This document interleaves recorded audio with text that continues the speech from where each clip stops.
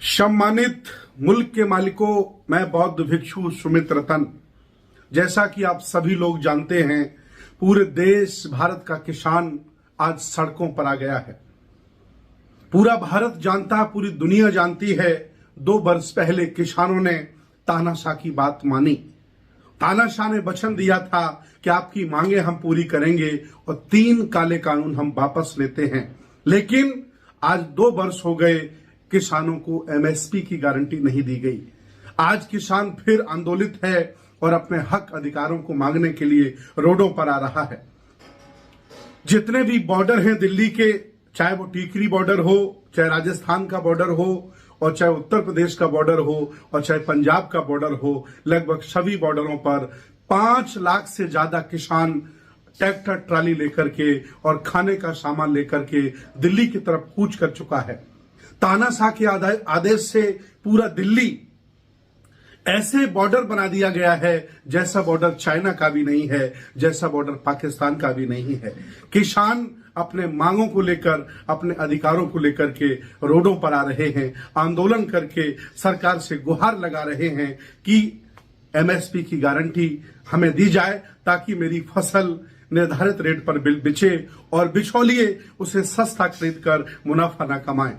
मैं आपको बताना चाहता हूं कि अडानी ने धन संग्रह के मामले में पूरी दुनिया में इतिहास बनाया है और अपने आप को ऊंचाइयों तक ले गए। लोगों ने यह भी आरोप लगाया है कि अडानी का सारा पैसा तानाशाह मोदी का है। लेकिन अडानी ने अनाज संग्रह के भी बड़े बड़े वेयर हाउस बनाए हैं।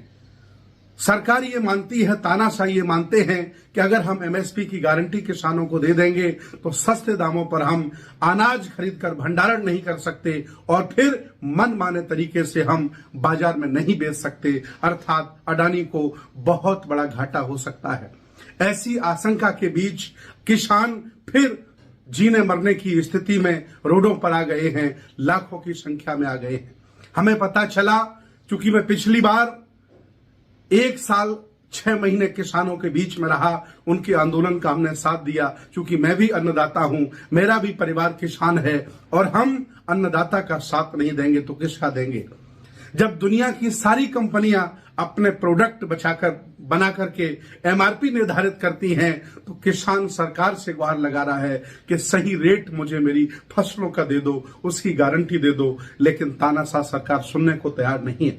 मैं पूरे देश के बौद्धों से, अम्बेडकरवादियों से, कबीरपंथियों से, विज्ञानवादी, समतावादी और सभी लोगों से निवेदन करना चाहता हूं कि इन किसानों की लड़ाई में जिस तरह से पिछली बार हम लोगों ने पूरी ताकत लगाई थी और अम्बेडकरवादियों ने, बौद्धों ने यह दिखाया था किसानों को कि हम लोग क्या ताकत हैं, अब की बार फिर हम सब लोग बैठकें कर रहे हैं सभी बौद्ध भिक्षुओं से, सभी संगठनों से, समान विचारधारा एससी, एसटी, ओबीसी, माइनॉरिटी के सभी संगठनों से और जनरल समाज के उन सभी संगठनों से जो किसानों के, अन्नदाताओं के साथ हैं, सबसे मैं वार्ता कर रहा हूं। और मैं आपसे निवेदन करता हूं इस वीडियो के माध्यम से कि पिछली बार किसानों का साथ दिया था, अब की बार फिर हम लोग विज्ञानवादी, संविधानवादी, तर्कवादी बौद्ध लोग किसानों का साथ देंगे।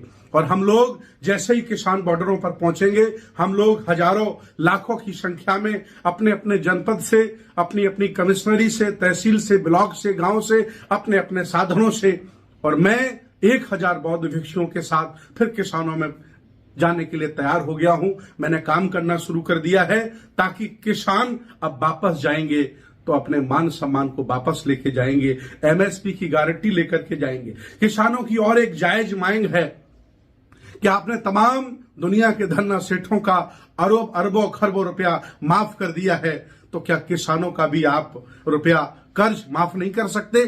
कई प्रदेश सरकारों ने ये किया है, ये भारत सरकार भी चाहे तो कर सकती है, कोई बड़ी बात नहीं है। जब इन्होंने अपने शिष्यों का, चेलों का, जो विदेशों में भाग गए हैं, देश में रह रहे हैं, लुटेरे हैं, ठग हैं, उनके पैसे अरबों खरबों माफ किए हैं, तो किसानों का माफ करने में क्या तकलीफ है। अब हम सब लोग किसान आंदोलन का साथ देंगे।